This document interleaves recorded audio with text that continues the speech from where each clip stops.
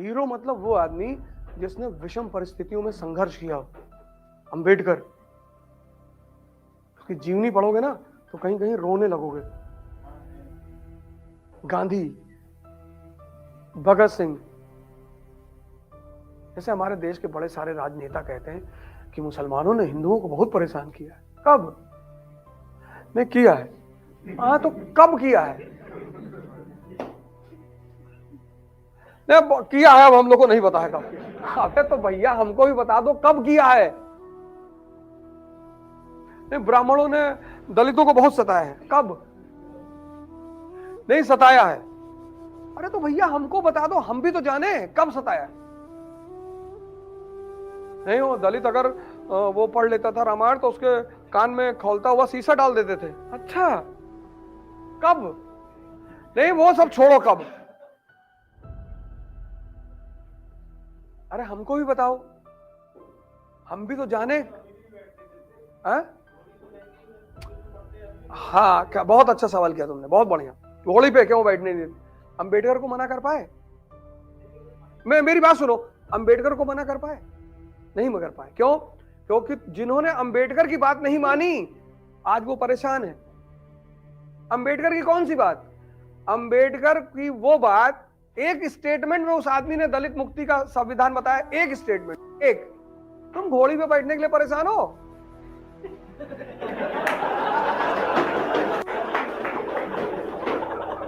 ये घोड़ी बैठने के लिए परेशान है भैया, हमको घोड़ी पे बैठने। अंबेडकर ने सिद्धांत बताया सवर्णों के सर पे बैठने का। अंबेडकर ने सिद्धांत बताया सवर्णों के सर पे बैठने का, और बैठ के दिखाया, सिर्फ बताया नहीं, दिखाया। पता है क्या सिद्धांत था? एक लाइन में उस आदमी ने कहा कि शिक्षा शेरनी का दूध है, जो पी लेता है वो दहाड़ता है। तुम घोड़ी के पीछे भागे जा रहे थे।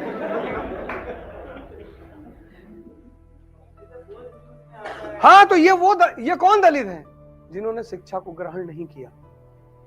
भाई कोई तुम मान लो घोड़ी बैठने जा रहा हूं, मान लो तो मैं दलित हूं, घोड़ी बैठने जा रहा हूं, और कोई चार ब्राह्मण आ गए और मैं लगा वेद मंत्र बोलने पानी उठा के, तो पंडित जी तो बैठोट हो जाएंगे। अरे मारवा ना तो कहीं।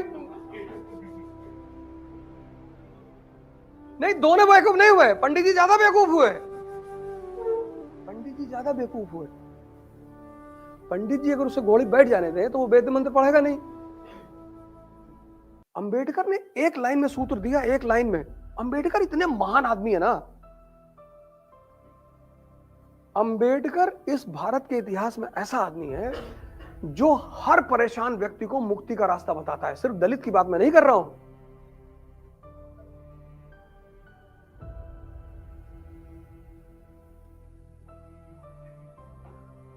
आज शिक्षक है, अभी मेरी एक शिक्षक से सुबह दोपहर में बात हो रही थी, तो कहे कि मैं गया था, डीएमओ हमको भगा दिया।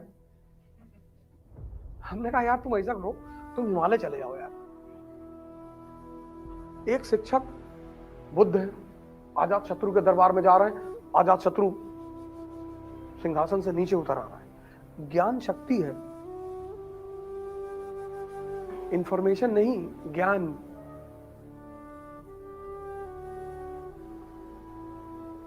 अंबेडकर को एक बात समझ में आ गई थी कि ब्राह्मण की ताकत की मेन वजह क्या है। वो बात उस आदमी को समझ में आ गई थी, और उस ताकत की मेन वजह थी ज्ञान, ज्ञान पर एकाधिकार। तो उन्होंने ये कहा कि जो इनकी शक्ति का आधार है वो तुम ले लो।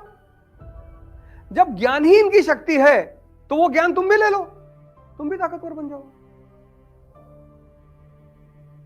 जैसे आज तुम चमड़े जूते की दुकान पे जाते हो, कितना इज्जत देते हो दुकानदार को। वही ली के शोरूम में जाते हो ना, नाइक, एडिडास, क्यों? क्योंकि बढ़िया शोरूम है 5 करोड़ का, वहां लड़कियां काम कर रही हैं, और लड़कियां तुम्हारे पैर में जूता पहनाती हैं। कहती सर आप एकदम सलमान खान की तरह लग रहे हो। बोले 2-4 जूता और दे दो। वही जो हमारे यहां का चर्मकार है, जूता बना रहा है, उसको तुम नीच भाव से देख रहे हो। बात तो बराबर ही है ना। तुम ली की जीन्स पहन रहे हो, वो कपड़ा है, ली के मालिक को तुम बड़ी इज्जत कर रहे हो, लेकिन हमारा जो जुल्हा है उसको तुम कह रहे हो नीच जाति का है। जाति व्यवस्था खराब नहीं थी, जाति व्यवस्था में जो उच्च नीच का भाव पैदा हो गया, ब्राह्मणों को एक भ्रम पैदा हो गया कि हम ज्ञान की वजह से श्रेष्ठ हैं।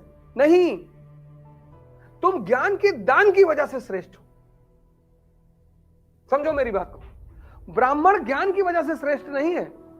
तुम हमसे आए, सीखे और आईएएस बन गए, तभी तो इज्जत करोगे। मुझको बहुत पता है, लेकिन मेरे ज्ञान से तुमको कोई फायदा नहीं हुआ, तो तुम मेरी इज्जत क्यों करोगे? ब्राह्मण इस देश में क्यों फंस गया? ब्राह्मण ने सोचा कि मेरा ज्ञान मेरी ताकत है। तुम्हारे ज्ञान के दान, ऐसे मुझसे क्या मतलब? इस क्लास में कौन बैठा हुआ है? ब्राह्मण बैठा है कि दलित बैठा है कि मुसलमान बैठा, मुझसे क्या लेना देना है? मुझसे क्या लेना देना है? तो ब्राह्मण को एक भाव पैदा हो गया कि हम उच्च का हैं। अंबेडकर को क्लास के बाहर बिठा देते थे, तब भी वो बंदा पढ़ता था। क्या जज्बा रहा होगा पढ़ाई का? अभी तुमको क्लास के बाहर बैठा दें, कल से आओगे ही नहीं।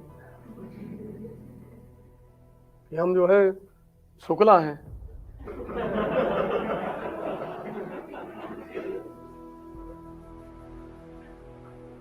इतनी ऐठन तो पहले ही भरे हो। उस आदमी को क्लास के बाहर बिठाते थे, बाहर पढ़ता था वो आदमी। और जो लोग बाहर बैठाते थे उन्हीं के ऊपर सर पे बैठ के संविधान लिखा। इसको बोलते हैं बदला।